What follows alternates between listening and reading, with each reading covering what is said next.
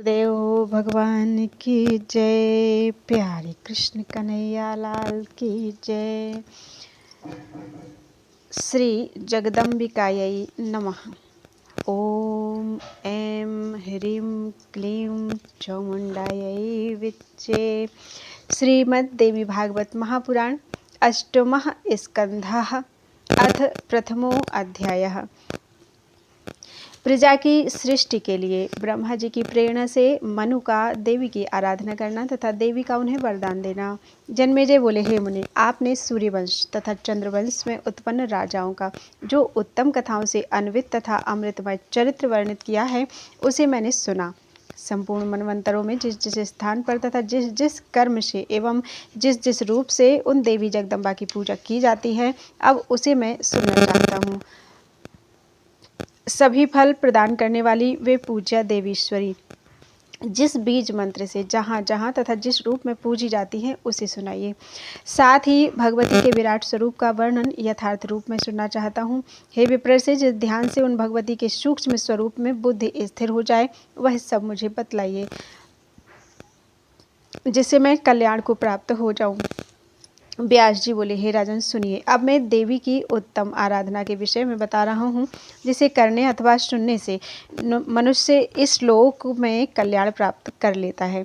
इसी प्रकार पूर्व काल में नारद जी के द्वारा योगचर्या के प्रवर्तक भगवान नारायण से पूछे जाने पर उन्होंने नारद जी से जो कहा था, वही मैं बता रहा हूँ। एक बार श्रीमान नारद जी इस पृथ्वी पर विचरण करते हुए नारायण के आश्रम में पहुँचे और वहाँ पर निश्चिंत होकर बैठ गए। हे अनघ, तत्पश्चात उन योगात्मा नारायण को प्रणाम करके ब्रह्मा जी के पुत्र नारद ने उनसे यही प्रश्न पूछा था जो आपने मुझसे पूछा है। नारद जी बोले, हे देवदेव, हे महादेव, हे पुराण पुरुषोत्तम, हे जगदाधार, हे सर्वज्ञ, हे श्लाघनीय, हे विपुल सद्गुणों से संपन्न, इस जगत का जो आदि तत्व है, उसे आप यथेच्छ रूप से मुझे बताइए। यह जगत किससे उत्पन्न होता है, किससे इसकी रक्षा होती है, किसके द्वारा इसका संहार होता है, किस समय सभी कर्मों का फल उदित होता है तथा किस ज्ञान के हो जाने पर इस मोहमयी माया का नाश हो जाता है। हे देव, किस पूजा से, किस जप से, किस ध्यान से अंधकार में सूर्योदय की भांति अपने हृदय कमल में प्रकाश उत्पन्न होता है। हे देव, इन सभी प्रश्नों का उत्तर पूर्ण रूप से बताइए, जिससे संसार के प्राणी अज्ञान अंधकारमय जगत को शीघ्रता से पार कर लें। व्यास जी बोले, हे राजन, देवर्षि नारद के इस प्रकार पूछने पर महायोगी मुनिश्रेष्ठ तथा सनातन पुरुष भगवान नारायण ने साधुवाद देकर यह वचन कहा। श्री नारायण बोले, हे देवर्षि श्रेष्ठ, अब आप जगत का उत्तम तत्व सुनिए, जिसे जान लेने पर मनुष्य सांसारिक भ्रम में नहीं पड़ता। इस जगत का एकमात्र तत्व भगवती जगदम्बा ही है, ऐसा मैं बता चुका हूँ और ऋषियों, देवताओं, गंधर्वों तथा अन्य मनीषियों ने भी ऐसा ही कहा है। तीनों गुणों सत्वगुण, रजोगुण, तमोगुण से युक्त होने के कारण वे भगवती ही संपूर्ण जगत की रचना करती हैं, वे ही पालन करती हैं और वे ही संहार करती हैं, ऐसा कहा गया है। अब मैं भगवती के सिद्ध ऋषि पूजित स्वरूप का वर्णन करूंगा, जो स्मरण करने वालों के सभी पापों का नाश करने वाला, उनके मनोरथों को पूर्ण करने वाला तथा उन्हें मोक्ष प्रदान करने वाला है। ब्रह्मा के पुत्र तथा सतरूपा के पति स्वयंभू आदि मनु हैं। उन प्रतापी तथा श्रीमान मनु को समस्त मनवंतरों का अधिपति कहा जाता है। पूर्व काल में एक बार वे स्वयंभू मनु अपने पुण्यात्मा पिता प्रजापति ब्रह्मा के पास भक्तिपूर्वक सेवा में संलग्न थे। तब ब्रह्मा जी ने उन पुत्र मनु से कहा, हे पुत्र, तुम्हें भगवती की उत्तम आराधना करनी चाहिए। हे तात, उन्हीं के अनुग्रह से प्रजा सृष्टि का तुम्हारा कार्य सिद्ध हो सकेगा। प्रजाओं की सृष्टि करने वाले ब्रह्मा जी के ऐसा कहने पर महान ऐश्वर्यशाली स्वयंभू मनु अपनी तपस्या से जगत की योनि रूपा भगवती को प्रसन्न करने में तत्पर हो गए। उन्होंने एकाग्र चित्त होकर माया स्वरूपिणी सर्वशक्तिमयी सभी कारणों की भी कारण देवेश्वरी आद्या भगवती का स्तवन आरंभ किया। मनु बोले, जगत के कारणों की भी कारण नारायण के हृदय में विराजमान तथा हाथों में शंख चक्र गदा धारण करने वाली हे देवेश्वरी, आपको बार बार नमस्कार है। वेद मूर्ति स्वरूपिणी, जगत जननी, कारण स्थान स्वरूपा, तीनों वेदों के प्रमाण जानने वाली, समस्त देवों द्वारा नमस्कृत, कल्याणमयी परमेश्वरी, परम भाग्यशालिनी, अनंत माया से संपन्न, महान अभ्युदय वाली, महादेव की प्रिय आवास रूपिणी, महादेव का प्रिय करने वाली, गोपेंद्र की प्रिया, ज्येष्ठा, महान आनंद स्वरूपिणी, महोत्सवा, महामारी के भय का नाश करने वाली तथा देवता आदि के द्वारा पूजित हे भगवती, आपको नमस्कार है। सभी मंगलों का भी मंगल करने वाली, सबका कल्याण करने वाली, सभी पुरुषार्थों को सिद्ध करने वाली, शरणागत जनों की रक्षा करने वाली तथा 3 नेत्रों वाली हे गौरी, हे नारायणी, आपको नमस्कार है। यह जगत जिनसे उत्पन्न हुआ है तथा जिनसे पूर्णतया ओतप्रोत है, उन भगवती के चैतन्यमय अद्वितीय आदि अंत से रहित तथा तेजों के निधानभूत रूप को नमस्कार है। जिनकी कृपा दृष्टि से ब्रह्मा संपूर्ण सृष्टि करते हैं, विष्णु सदा पालन करते हैं और जिनके अनुग्रह से विश्वेश्वर शिव संहार करते हैं, उन जगदम्बा को नमस्कार है। मधुकैटभ के द्वारा उत्पन्न किए गए भय से व्याकुल ब्रह्मा ने जिनकी स्तुति करके भयंकर दैत्य रूपी भवसागर से मुक्ति प्राप्त की थी, उन भगवती को नमस्कार है। आप हिरी, कीर्ति, स्मृति, कांति, कमला, गिरिजा, सती, दाक्षायणी, वेदगर्भा, सिद्धिदात्री तथा अभया नाम से प्रसिद्ध हैं, सर्वदा प्रसिद्ध हैं। हे देवी, मैं आपकी स्तुति करता हूँ, आपको नमस्कार है। आपकी पूजा करता हूँ, आपका जप करता हूँ, आपका ध्यान करता हूँ, आपकी भावना करता हूँ, आपका दर्शन करता हूँ तथा आपका चरित्र सुनता हूँ। आप मुझ पर प्रसन्न हो जाइए।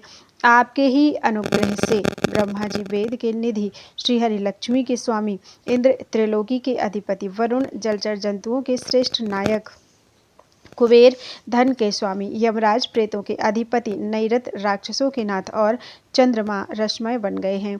हे त्रिलोक वंद्य, हे लोकेश्वरी, हे महामांगल्य स्वरूपिणी, आपको नमस्कार है। हे जगन्माता, आपको बार बार प्रणाम है। श्री नारायण बोले, हे देवर से इस प्रकार स्तुति करने पर परारूपा नारायणी भगवती दुर्गा प्रसन्न होकर ब्रह्मा के पुत्र मनु से यह वचन कहने लगी। देवी बोली, हे राजेंद्र, मैं आपके द्वारा भक्ति पूर्वक की गई इस स्तुति तथा आराधना से प्रसन्न हूँ, अतः हे ब्रह्मपुत्र, आप जो वर चाहते हैं उसे मांग ले। मनु बोले, भक्तों पर महान अनुकंपा करने वाली हे देवी, यदि आप मेरी भक्ति से प्रसन्न हैं तो मेरी यही याचना है कि आपकी आज्ञा से प्रजा की सृष्टि निर्विघ्नता पूर्वक संपन्न हो। देवी बोली, हे राजेंद्र, मेरे अनुग्रह से प्रजा सृष्टि अवश्य संपन्न होगी और निर्विघ्नता पूर्वक निरंतर उसकी वृद्धि भी होती रहेगी। जो कोई भी मनुष्य मेरी भक्ति से युक्त होकर आपके द्वारा की गई इस स्तुति का पाठ करेगा, उसकी विद्या, संतान, सुख तथा कीर्ति बढ़ेगी तथा कांति का उदय होगा और धन धान्य निरंतर बढ़ते रहेंगे। हे राजन, उन मनुष्यों की शक्ति कभी निष्फल नहीं होगी, सर्वत्र उनकी विजय होगी, उनके शत्रुओं का नाश होगा और वे सदा सुखी रहेंगे। श्री नारायण बोले, ब्रह्मा जी के पुत्र स्वयंभु मनु को इस प्रकार के वर देकर उन बुद्धिमान मनु के देखते देखते भगवती अंतर्धान हो गई। तत्पश्चात वर प्राप्त करके महान प्रतापी ब्रह्मापुत्र राजा स्वयंभु मनु ने ब्रह्मा से कहा, हे तात, आप मुझे कोई ऐसा एकांत स्थान दीजिए जहाँ रहकर प्रचुर प्रजाओं की सृष्टि और यज्ञों के द्वारा देवेश्वर की उपासना कर सकूं। अतः अविलंब आदेश दीजिए। अपने पुत्र की यह बात सुनकर प्रजापतियों के भी स्वामी ऐश्वर्यशाली ब्रह्मा देर तक सोचने लगे कि यह कार्य कैसे संपन्न हो। प्रजा की सृष्टि करते हुए मेरा अनंत काल का बहुत समय बीत गया। संपूर्ण प्राणियों को आश्रय प्रदान करने वाली यह पृथ्वी जल के द्वारा आप्लावित हो गई और जलमय होकर डूब गई। अतः अब ये भगवान आदि पुरुष मेरे सहायक बनकर मेरा यह सुचिंतित कार्य संपन्न करेंगे, जिनके आदेश पर मैं आश्रित हूँ। इति श्रीमद्देवी भागवते महापुराणे अष्टादशसहस्रयां संहितायां अष्टम स्कंधे भुवनकोश प्रसंगे देव्या मानवे वरदान वर्णनम नाम प्रथमो अध्यायः। बोलो वृंदावन बिहारी लाल की जय। अथ द्वितीयो अध्यायः। ब्रह्मा जी की नासिका से बराह के रूप में भगवान श्रीहरि का प्रकट होना और पृथ्वी का उद्धार करना। ब्रह्मा जी का उनकी स्तुति करना। श्री नारायण बोले, हे परंतप, मनु एवं मरीचि आदि श्रेष्ठ मुनियों के द्वारा चारों ओर से घिरे हुए उन पद्म योनि ब्रह्मा जी के मन में अनेक प्रकार के विचार उत्पन्न हो रहे थे। हे अनग, इस प्रकार ध्यान करते हुए उन ब्रह्मा जी की नासिका के अग्रभाग से अंगुष्ठ मात्र परिमाण वाला एक बराह शिशु सहसा प्रकट हो गया। हे नारद, उस ब्रह्मा जी के देखते देखते वह बराह शिशु आकाश में स्थित होकर क्षण भर में बढ़कर एक विशालकाय हाथी के आकार का हो गया। वह एक महान आश्चर्यजनक घटना थी। हे नारद, उस समय मरीचि आदि प्रधान विप्रवरों तथा सनक आदि ऋषियों के साथ बैठकर ब्रह्मा जी वह बाराह रूप देखकर मन ही मन विचार करने लगे कि सूकर के ब्याज से यह कौन सा दिव्य प्राणी मेरी नासिका से निकलकर मेरे सम्मुख उपस्थित हो गया। यह तो महान आश्चर्य है। अभी अभी अंगूठे के पोर के बराबर दिखाई पड़ने वाला यह क्षण भर में ही पर्वतराज के सदृश हो गया। कहीं ऐसा तो नहीं कि स्वयं यज्ञ रूप भगवान विष्णु ही मेरे मन को खिन्न करते हुए इस रूप में प्रकट हुए हों। परमात्मा ब्रह्मा जी ऐसा सोच ही रहे थे कि उसी समय पर्वत के समान आकृति वाले 12 रूपधारी उन भगवान ने गर्जना की। उन्होंने अपने गर्जन मंत्र से समस्त दिशाओं को निनादित करते हुए ब्रह्मा जी तथा वहां उपस्थित उत्तम ब्राह्मणों के समुदाय को हर्षित कर दिया। अपने खेद को नष्ट करने वाली घुरघुराहट की ध्वनि सुनकर जनलोक, तपलोक और सत्यलोक में निवास करने वाले उन श्रेष्ठ देवताओं और विप्रवरों ने छंदोबद्ध उत्तम स्तोत्रों तथा ऋक्साम और अथर्ववेद से संभूत पवित्र सूक्तों से आदि पुरुष की स्तुति प्रारंभ कर दी। उनकी स्तुति सुनकर ऐश्वर्य संपन्न 12 रूप भगवान श्रीहरि अपनी कृपा दृष्टि मात्र से उन्हें अनुग्रहित करके जल में प्रविष्ट हो गए। जल में प्रविष्ट होते ही उन भगवान को सटाके आघात से अत्यंत पीड़ित समुद्र ने उनसे कहा, शरणागतों के दुख दूर करने वाले हे देव, मेरी रक्षा कीजिए। समुद्र के द्वारा कथित यह वचन सुनकर सर्वसमर्थ भगवान श्रीहरि जलचर जीवों को इधर उधर हटाते हुए अथाह जल में चले गए। इधर उधर भ्रमण करते हुए पृथ्वी को खोजते हुए उन सर्वेश्वर ने धीरे धीरे सूंघ सूंघ कर अंत में सबको धारण करने वाली उस पृथ्वी को पा लिया। उस समय अगाध जल के भीतर प्रविष्ट तथा सभी प्राणियों को आश्रय देने वाली उस पृथ्वी को देव देवेश्वर श्रीहरि ने अपनी दाढ़ों पर उठा लिया। उस पृथ्वी को अपने दाढ़ पर रखे हुए यज्ञेश्वर तथा यज्ञ पुरुष भगवान श्रीहरि ऐसे सुशोभित हो रहे थे मानो कोई दिग्गज कमलिनी को अपने दांत पर उठाए हो। अपनी दाढ़ पर पृथ्वी को उठाए हुए उन देवेश्वर को देखकर स्वराट मनु सहित देवाधिदेव ब्रह्मा उनकी स्तुति करने लगे। ब्रह्मा जी बोले, भक्तों के कष्ट दूर करने वाले, देवताओं के आवास स्वर्ग को तिरस्कृत करने वाले तथा समस्त मनोभिलषित फल प्रदान करने वाले, हे कमल नयन, आपकी जय हो। हे देव, आपकी दाढ़ पर स्थित यह पृथ्वी उसी भांति सुशोभित हो रही है जैसे सुंदर पत्रों से युक्त कमलिनी किसी मत वाले हाथी की सूंड पर विराजमान हो। पृथ्वी के साथ आपका यह शरीर कमल को उखाड़कर उसे अपनी सूंड के अग्रभाग पर धारण किए गजराज के शरीर की भांति शोभायमान हो रहा है। सृष्टि तथा संहार करने वाले और दानवों के विनाश के लिए अनेक विध रूप धारण करने वाले हे देवेश्वर, हे प्रभु, आपको बारंबार नमस्कार है। सभी देवताओं के आधारभूत आपको आगे से नमस्कार है, आपको पीछे से नमस्कार है, आपको बारंबार नमस्कार है। हे बृहद्धाम, आपको नमस्कार है।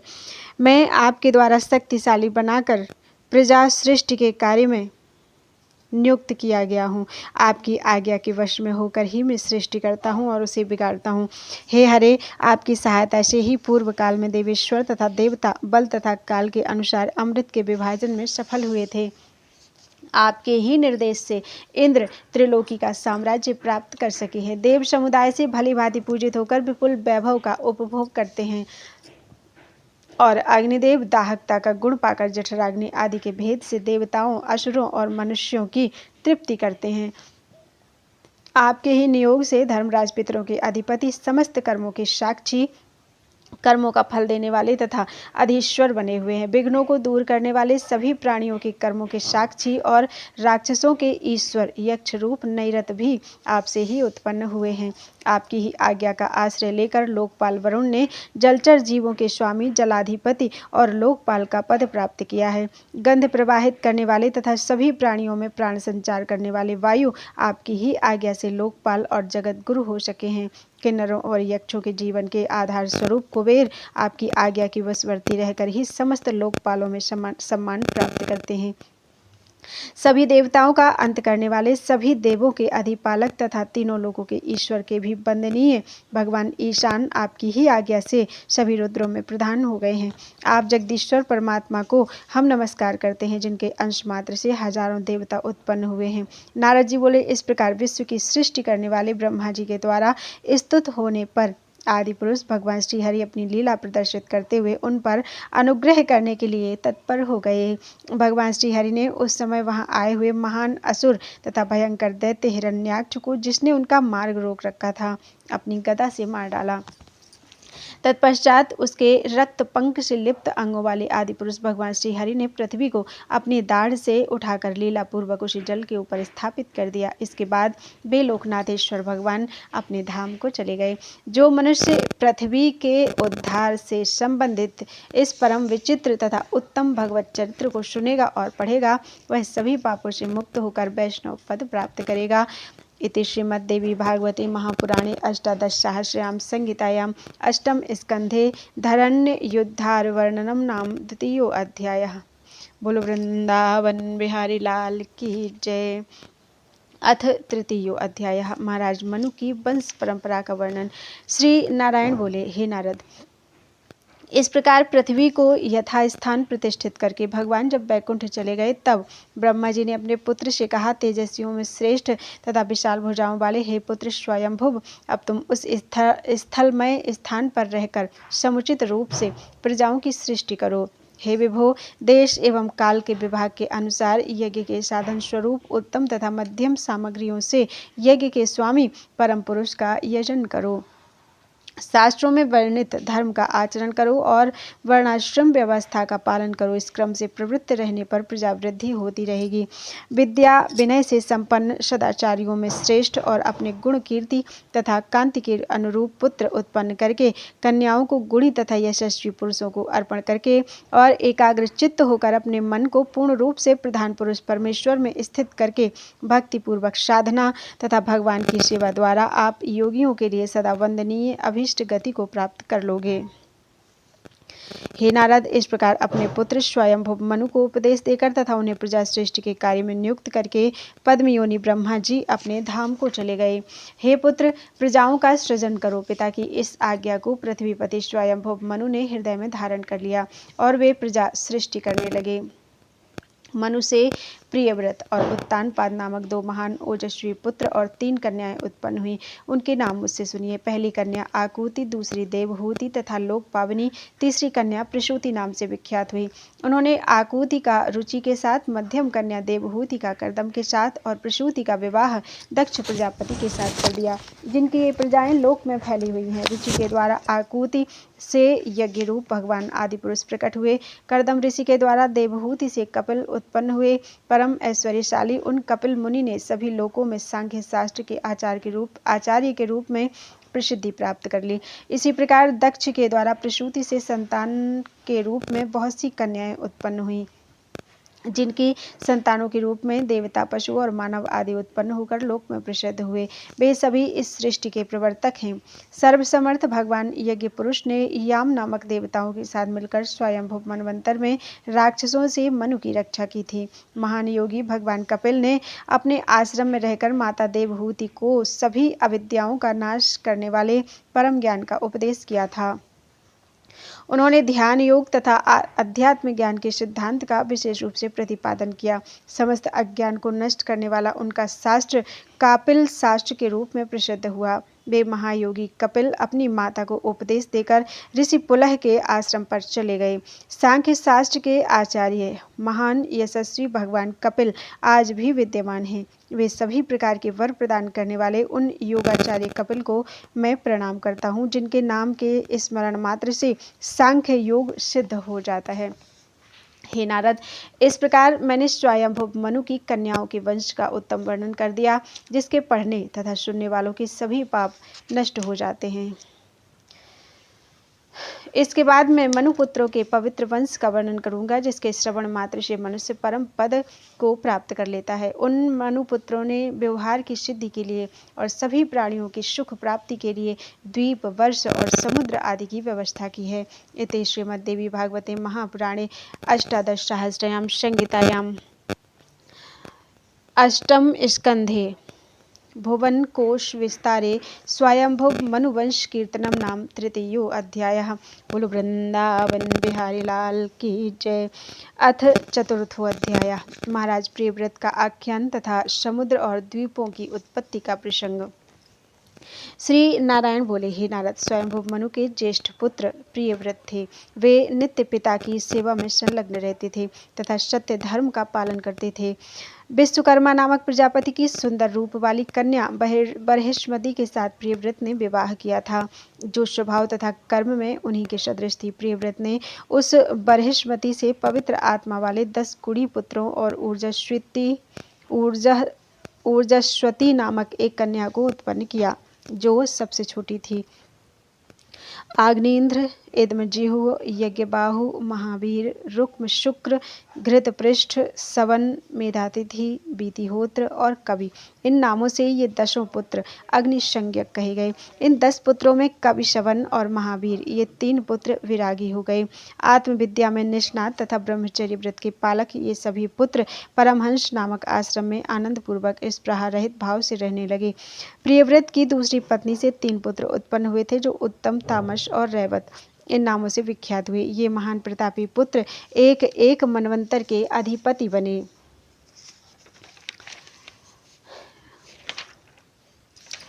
अपराजेय बल तथा इंद्रियों वाले महाराज प्रियव्रत ने इसी पृथ्वी पर 11 अर्बुद वर्षों तक राज्य किया। एक बार की बात है, जब सूर्य पृथ्वी के प्रथम भाग में प्रकाशित हो रहे थे, तब दूसरे भाग में अंधकार हो गया। इस प्रकार का संकट देखकर राजा के मन में तत्काल यह विचार हुआ कि मेरे शासन करते हुए पृथ्वी पर अंधकार कैसे उत्पन्न हुआ। मैं अपने योग बल से पृथ्वी पर इसका निवारण कर दूंगा। ऐसा निश्चय करके स्वयंभू मनु के पुत्र उन प्रियव्रत ने सूर्य सदृश तेज वाले रथ पर आसीन होकर जगत को प्रकाशित करते हुए पृथ्वी की 7 प्रदक्षिणाएं की। उन राजा प्रियव्रत के परिक्रमण करते समय पृथ्वी पर जहां जहां रथ के पहिए पड़े थे, वे स्थान लोकहित के लिए 7 समुद्र बन गए। पृथ्वी की परिक्रमा के बीच के स्थल विभागानुसार 7 द्वीप के रूप में हो गए और रथ के पहियों के धंसने से बने हुए 7 समुद्र उनकी परिखा अर्थात खाई के रूप में बन गए। तभी से पृथ्वी पर 7 द्वीप हो गए, जो जम्बू द्वीप, प्लक्ष द्वीप, शालमली द्वीप, कुश द्वीप, क्रौंच द्वीप, साक द्वीप और पुष्कर द्वीप के नाम से प्रसिद्ध हुए। उत्तरोत्तर क्रम से उनका परिमाण दुगना है। उन द्वीपों के बाहर चारों ओर विभाग क्रम से समुद्र आप्लावित हैं। वे क्षारोद, इक्षुरशोद, सुरोद, घृतोद, क्षीरोद, दधिमंडोद और शुद्धोद नाम से जाने गए। तभी से भूमंडल पर ये 7 समुद्र विख्यात हो गए। क्षारोद समुद्र से घिरा हुआ जो पहला द्वीप है, वह जम्बू द्वीप नाम से विख्यात है। राजा प्रियव्रत ने अपने आग्नेन्द्र नामक पुत्र को उस द्वीप का स्वामी बनाया था। प्रियव्रत पुत्र इदमजिह्व इक्षुरस से आप्लावित इस दूसरे प्लक्ष द्वीप के शासक हुए। महाराज प्रियव्रत ने सुरोदधि से आप्लावित शालमली द्वीप का राजा अपने पुत्र यज्ञबाहु को बनाया। प्रियव्रत के पुत्र हिरण्यरेता घृतोद नामक समुद्र से घिरे हुए अति रमणीक कुशद्वीप के राजा हुए। महान बलशाली प्रियव्रत पुत्र घृतपृष्ठ क्षीर सागर के द्वारा चारों ओर से घिरे क्रौंच द्वीप नामक 5वें द्वीप के स्वामी हुए। प्रियव्रत के उत्तम पुत्र मेधातिथि दधिमंडोद नामक समुद्र से आवृत तथा अन्य द्वीपों से अपेक्षाकृत सुंदर शाक द्वीप के राजा बने। अपने पिता प्रियव्रत की अनुमति पाकर पुत्र बीतिहोत्र शुद्धोद नामक समुद्र से घिरे पुष्कर द्वीप के राजा हुए। महाराज प्रियव्रत ने अपनी ऊर्जस्वती नामक कन्या शुक्राचार्य को अर्पित कर दी थी। शुक्राचार्य की सर्वविश्रुत कन्या देवयानी उन्हें ऊर्जस्वती के गर्भ से उत्पन्न हुई। इस प्रकार अपने पुत्रों में 7 द्वीपों का विभाजन करके महाराज प्रियव्रत ने विवेक संपन्न होकर योग मार्ग का आश्रय लिया। इति श्रीमद्देवी भागवते महापुराणे अष्टादशसहस्राम संहितायां अष्टम स्कंधे भुवनकोश विषये प्रियव्रत वंशवर्णनम नाम चतुर्थो अध्यायः। बोलो वृंदावन बिहारी लाल की जय। अथ पंचमो अध्यायः। भूमंडल पर स्थित विभिन्न द्वीपों और वर्षों का संक्षिप्त परिचय। श्री नारायण बोले, हे देवर्षि, अब आप द्वीप तथा वर्ष के भेद से देवताओं के द्वारा किए गए संपूर्ण भूमंडल के विस्तार के विषय में सुनिए। इस प्रसंग में कहीं भी विस्तार न करके मैं संक्षिप्त में ही वर्णन करूंगा। सर्वप्रथम 1 लाख योजन परिमाण वाले जम्बू द्वीप का निर्माण हुआ। यह अति विशाल द्वीप आकृति में जैसी कमल की कर्णिका होती है, वैसा ही गोल है। इस द्वीप में कुल 9000 योजन तक विस्तार वाले 9 वर्ष कहे गए हैं, जो चारों ओर से घिरे हुए अति विशाल रूप वाले 8 पर्वतों से अच्छी तरह से विभाजित हैं। धनुष के आकार की भांति 2 वर्षों को दक्षिण उत्तर तक फैला हुआ जानना चाहिए। वहीं और विशाल वर्ष हैं। इलाव्रत नाम का वर्ष चौकोर है। यह इलाव्रत मध्य वर्ष भी कहा जाता है, जिसकी नाभि अर्थात मध्य भाग में 1,00,000 योजन ऊंचाई वाला सुवर्णमय सुमेरु नामक पर्वत विद्यमान है। यह पर्वत ही गोलाकार पृथ्वी रूप कमल की कर्णिका के रूप में स्थित है।